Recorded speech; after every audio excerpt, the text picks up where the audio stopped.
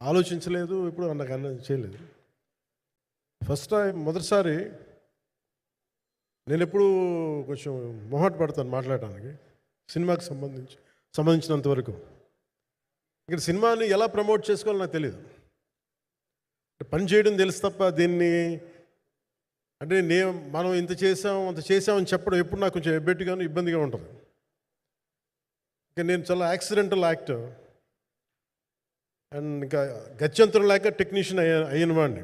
నాకు నచ్చే సన్నివేశాలు నచ్చే సినిమాలు చేసుకోవడానికి ఆ పరిస్థితుల్లో ఇది నా మొదటి ఇంటరాక్షన్. ఇది నా కూర్చోండి కూర్చోండి రథం గారు వస్తారా? ఇదంతా చేయడానికి మీడియా మాట్లాడడానికి ఇదేదో నాకు పొగరు అహంకారం ఏం కాదు. సినిమా గురించి నాకు చెప్పుకోవడం ఎబ్బెట్టుకోవడం, ఏం మాట్లాడాలో తెలియక చెప్తే ఎక్కువైపోద్దా చెప్తే తక్కువ అయిపోద్దా అని. కానీ ఈ పర్టికులర్ ప్రెస్ మీట్ ఎందుకు పెట్టానంటే రత్నం గారి కోసం పెట్టాను. అంటే సినిమా బతకాలి అంటే ఈవినింగ్ ఆడియో ఫంక్షన్ పెట్టుకొని మళ్ళీ ప్రెస్ మీట్ దేనికంటే మళ్ళీ నాకు మీతో ఇంటరాక్ట్ అయ్యే అవసరం ఫంక్షన్ తర్వాత ఉండకపోవచ్చేమో అని చెప్పేసి అదొకటి మేజర్ ఒక ఇది కన్సర్న్. అదొకటి అంటే రత్నం గారు అంటే ఈవినింగ్ చెప్దాం అనుకున్నా, బట్ స్టిల్ ఇప్పుడే చెప్పేస్తున్నాను ఈ మాట. త్రివిక్రమ్ గారు రాసిన ఒక డైలాగు అజ్ఞాతవాసిలో, ఒక చిన్నపాటి సౌకర్యం కోసం ఇక్కడ మీరు కూర్చున్న ఒక చిన్నపాటి కుర్చీ కోసం ఒక యుద్ధమే చేయాల్సి వస్తుంది. అలాంటిది ఒక సినిమాని చేయడం అంటే ఎన్నిసార్లు మినీ యుద్ధాలు చేయాలి, ఆర్థికంగా కావచ్చు క్రియేటివ్గా కావచ్చు, వీటన్నిటికీ సంబంధించి. అలాంటిది నేను ఎప్పుడు కూడా సినిమాల్లోకి రాకముందు రత్నం గారు లాంటి వ్యక్తి నా ప్రొడ్యూసర్ అయితే బాగుండు అనుకున్నాను.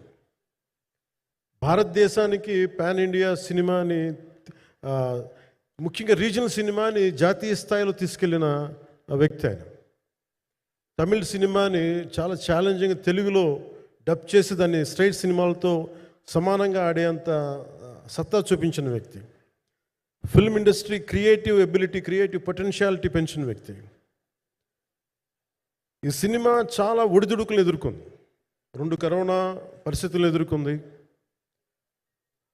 అన్నిటికీ మధ్యలో సినిమా మన క్రియేటివ్గా కొంత ఇబ్బంది ఎదుర్కొంది.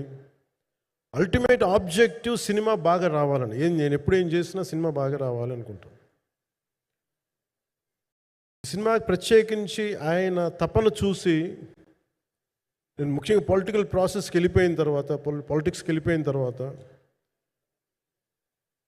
ఎలక్షన్ అని వీటికి దూరమై క్రియేటివ్ పార్టీకి దూరం అయిపోయిన తర్వాత, పాలిటిక్స్ నా ప్రైమరీ ఫోకస్ అయిపోయిన తర్వాత మళ్ళీ దృష్టి పెట్టి సినిమా కావాలి మీరు చెయ్యాలని చెప్పి నా దగ్గరికి వచ్చి కోరుకున్నప్పుడు నేను ఎంత బెస్ట్ ఇవ్వగలను ఆ సినిమాకి అంత ఇచ్చాను. నేను అంటే నా బెస్ట్ ఇచ్చాను. అంటే నేను అంటే అన్నిటికంటే కూడా నేను ఇవ్వలేనిది టైం ఇవ్వలేను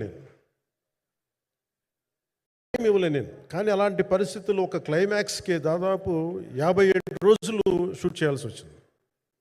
మండు టెండ బాగా, ఇట్స్ కైండ్ ఆఫ్ ఒక మిడ్ మే అంటే చాలా పిచ్చి ఎండ అన్నమాట. అలాంటి ఎండల్లో నాకు చాలా కాలం తర్వాత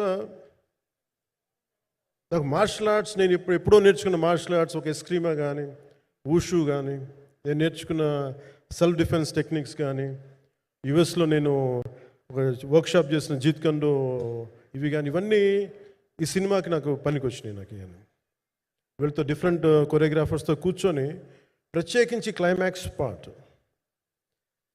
ఇది అందరికీ ఇన్స్పైర్ చేసింది. మన స్థూలంగా చెప్పాలి అంటే, ఒక క్లుప్తంగా చెప్పాలి అంటే, ఈ సినిమాకి ఇదే ఆయువు పట్టింది. ఈ ఫస్ట్ పార్ట్కి ఎక్కడో కొల్లూరు